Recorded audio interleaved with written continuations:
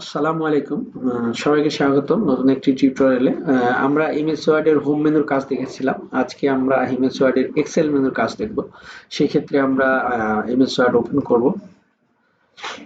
এখানে হোম মেনুতে ক্লিক আছে। এবার আমরা ইনসার্ট মেনুতে ক্লিক করব। ইনসার্ট মেনুতে ক্লিক করার পরে আমরা পিকচারে প্রথমত পিকচারে কাজ দেখব। সেক্ষেত্রে আমরা পিকচারে ক্লিক করব। পিকচারে ক্লিক করার পরে আমার কম্পিউটারের কোন জায়গাতে পিকচার আছে অর্থাৎ কোন ড্রাইভে, কম্পিউটারের বিভিন্ন ড্রাইভ থাকে, C drive, D drive, F drive, G drive, কেউ কারো নাম লিখিতে হয় এই ড্রাইভ। আমি একটু ড্রাইভ সম্পর্কে হালকা ধারণা দিয়ে দিই, তাহলে সুবিধা হবে। এই যে দিস পিসি যাওয়ার পরে আমার কম্পিউটারে দুইটা ড্রাইভ আছে। একটা লেখা আছে সফট আর একটা লেখা আছে উইন্ডোজ। এই দুইটা ড্রাইভ আমার পিসিতে রয়েছে। তো এরকম কারো পিসিতে ৪টা, ৫টা, ৬টা, ২টা, ৩টা যেকোনো ড্রাইভ থাকতে পারে। তো কোন ড্রাইভে কোন জায়গায় পিকচারটা আছে এটা আমাকে আগে থেকে জানা লাগে। তো ঠিক আছে, আমি জানি কোন জায়গায় রয়েছে, তাই আমি আবার চলে গেলাম ইমেজ ওয়ার্ডে। এবার পিকচারে ক্লিক করলাম। পিকচারে ক্লিক করার পরে আমি যাব সফটে। সফটের মধ্যে যে পার্সোনাল ফোন আছে, এখানে আমার পিকচার আছে, তাই এখানে ক্লিক করব।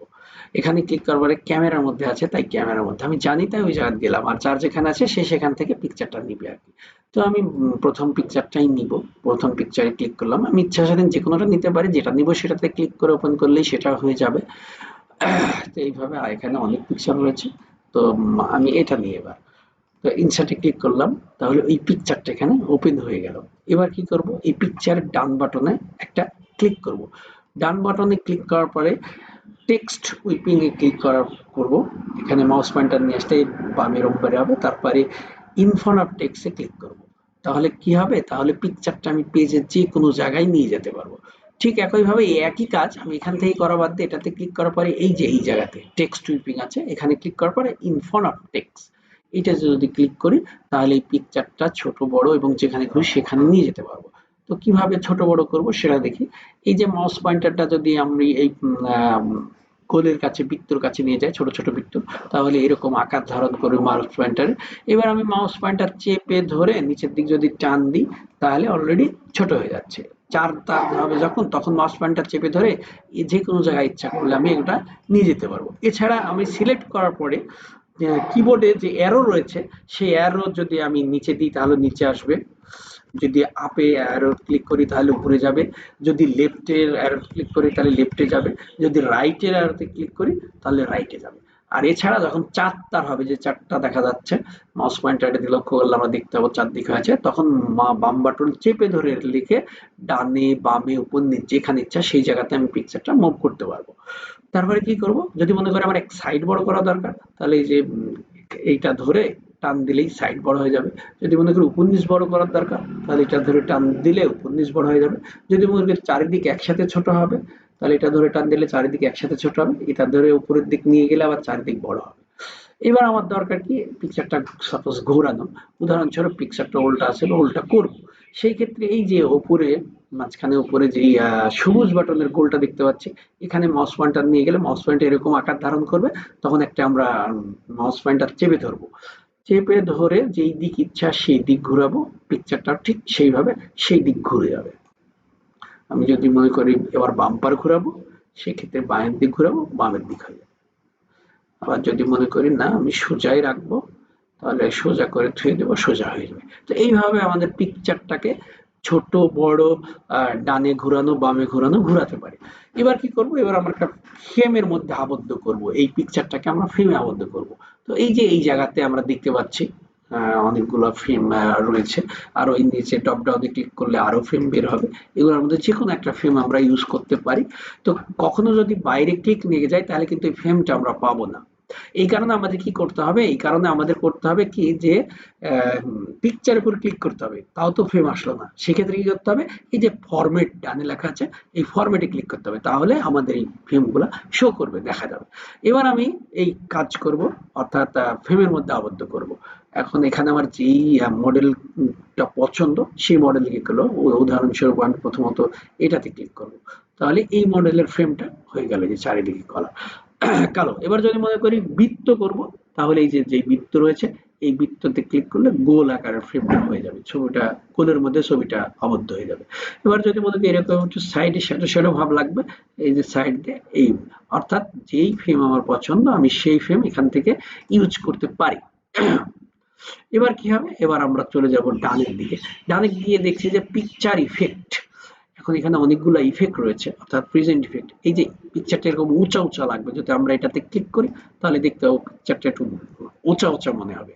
এই যে পিকচারটা এই যাতে একটু ফোলা ফোলা মনে হবে, নিচে একটু শ্যাডো থাকবে। তারপরে যদি মনে করি যে আমরা এই যে এই এরকম দেখাবে পিকচারটা, তাহলে ওটাতে ক্লিক করলে পিকচারটা তখন এরকম আকার ধারণ করবে, যে এই যে এই জাতীয় মডেলের পিকচারটা হয়ে গেল, মনে হচ্ছে গ্লাসের মতো হয়ে আছে একটা। গ্লাস বলতে বুঝেছি চকচকে ভাব, একটা গ্লেজ দিচ্ছে এরকম। তারপরে যদি এখান থেকে আরো অনেকগুলা রয়েছে, আমরা ইচ্ছা স্বাধীন এগুলা দেখবো, দেখে যার যেটা পছন্দ, এখানে এই কটাই রয়েছে, যার যেটা পছন্দ সেটা ইউজ করতে পারে। এখানে সাপোজ এটা দেখি কেমন লাগছে, এটাতে ক্লিক করবো, তাহলে এটা ওরকম হয়ে যাবে, হালকা একটু সময় নেবে, এটা দেখতে হবে যে এই জাতীয় পিকচারটা হয়ে গেল। এখানে আরো রয়েছে শ্যাডো অপশন রয়েছে, অর্থাৎ শ্যাডো বলতে এর নিচের দিকে জলছাপের মতো কিছু বোঝাবে। এখানে যে জিনিসগুলো এখানে যতগুলো রয়েছে এগুলোর মধ্যে থেকে যেটা আমি দিব, ফর এক্সাম্পল স্বরূপ একটা দিই, একটা ক্লিক করলে বুঝতে পারবো যে আসলে পিকচারটা আমার কেমন লাগছে। এই যে নিচের দিকে একটু শ্যাডো শ্যাডো ভাব হয়ে আছে।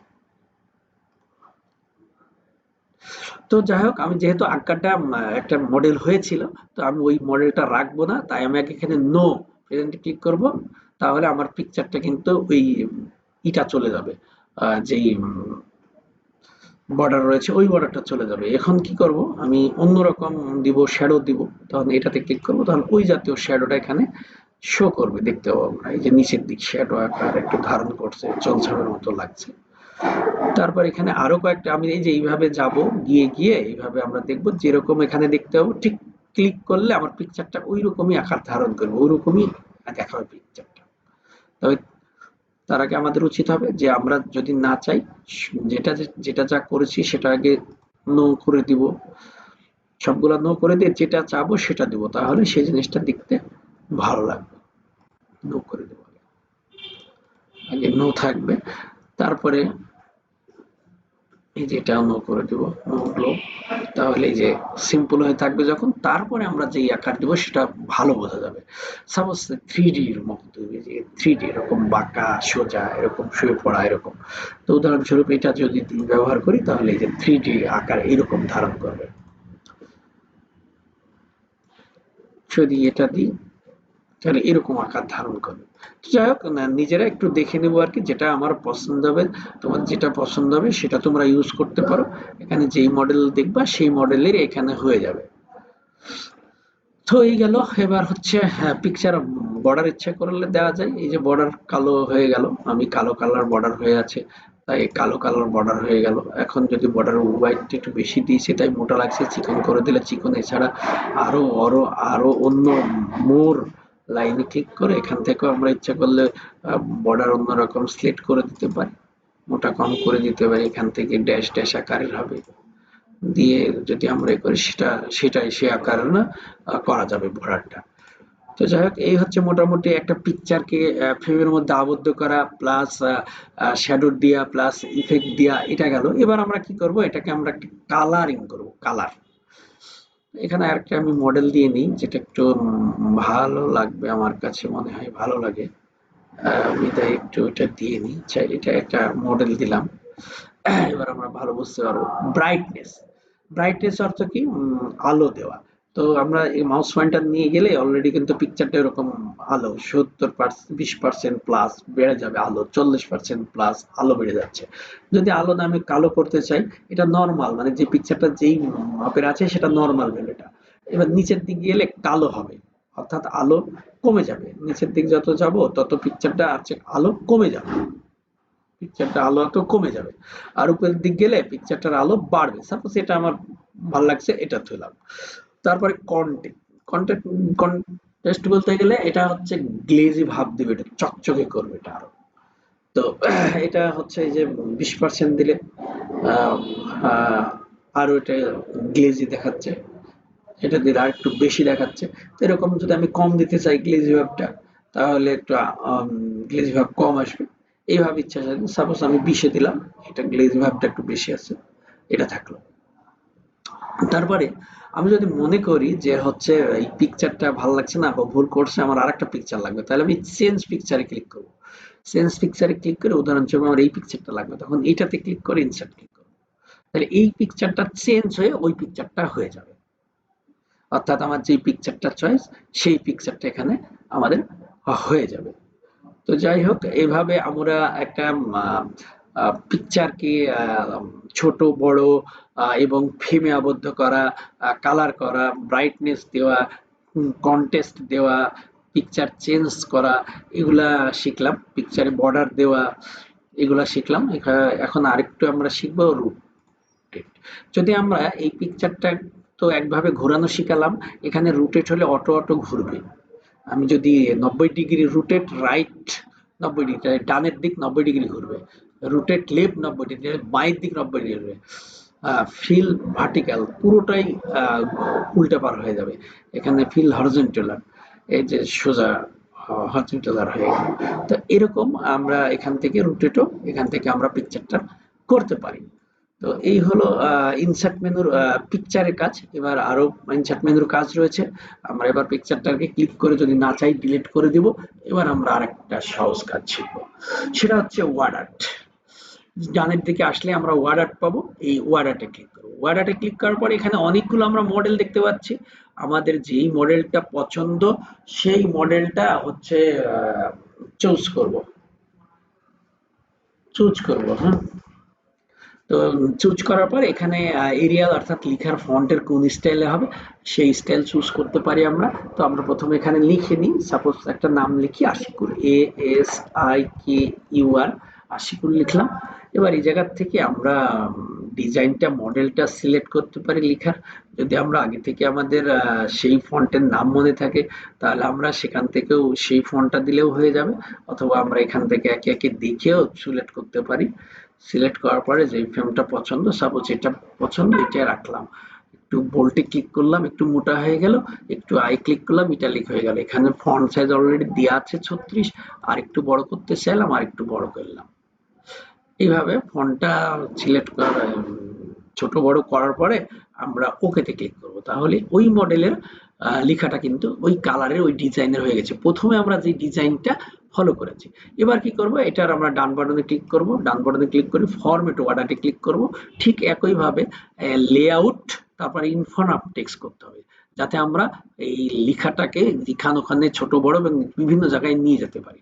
ইনফন্ট অফ টেক্সটে ক্লিক করার পরে ওকে ক্লিক করলাম, তাহলে এটা হয়ে গেল। ঠিক একইভাবে ওখানে না গিয়ে আমরা যদি এখান থেকে সরাসরি টেক্সট সুইপিং এ ক্লিক করি, দেখে in front of text A click করি, তাও এটা হয়ে যাবে। এবার ওই আগের মতো একইভাবে ছোট বড় করতে পারি লেখাটা, সাইডে ছোট বড় করতে পারি, উপরে ছোট বড় করতে পারি। এইভাবে আমাদের ইচ্ছা স্বাধীন আমরা লেখাটাকে বড় ছোট করতে পারি এবং কি করতে পারি, এই লেখাটাকে ঘুরাতে পারি। ঠিক একইভাবে আমরা লেখাটাকে এইভাবে ঘুরাইতে পারি। তো এইভাবে ওয়ার্ড আর্টের কাজ করা হয়। এছাড়া আমরা এই জায়গাতে থেকে আরো কিছু অপশন আছে, আমার 3D অপশন রয়েছে। যদি আমরা এখানে ক্লিক করি তাহলে এই জাতীয় হয়ে যাবে লেখাটা, যদি এখানে ক্লিক করি তাহলে এইভাবে হবে। এক কথায় আমরা যেটা ক্লিক করব সেই রকম স্টাইলটা এটা শো করবে আর কি। 3D ইফেক্ট, এখানে 3D ইফেক্টের বিভিন্ন রকম ইফেক্ট রয়েছে। আমাদের যেটা পছন্দ এখানে মাউস পয়েন্টার নিয়ে গেলে অলরেডি আমরা সেটা সেই ইফেক্টই দেখতে পাবো। অলরেডি কিন্তু আমার লেখাটা সেরকমই চেঞ্জ হচ্ছে, পরিবর্তন হচ্ছে।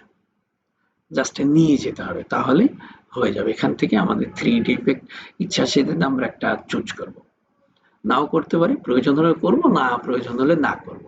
ঠিক একইভাবে শ্যাডো ইফেক্ট, শ্যাডো ইফেক্ট মানে একটু জলছাপের মতো দেখাবে নিচে, এই যে শ্যাডো ইফেক্ট।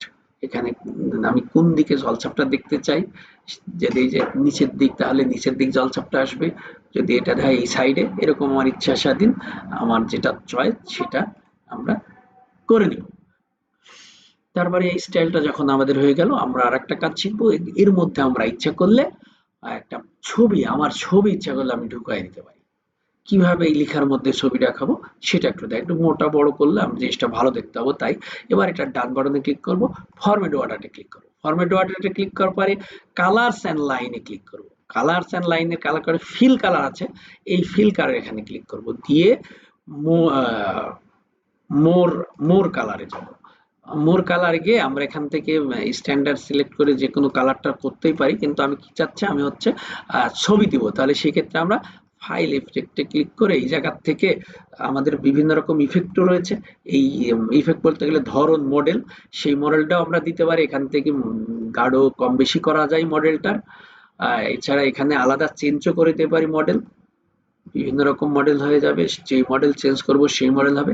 এখানে প্রেজেন্ট কালার আছে, এখানে টু কালার করে দিতে পারি, দুই রকম কালার শো করবে। ওয়ান কালার হলে এক রকম কালার শো করবে।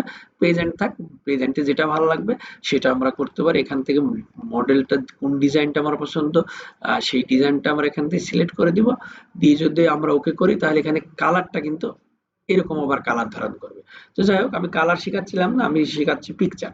সেক্ষেত্রে ওই একইভাবে ফরম্যাট ওয়ার্ডে যাব, গিয়ে হচ্ছে ফিল ইফেক্টে যাব, গিয়ে এই যে পিকচার লেখা আছে এই পিকচারে ক্লিক করব।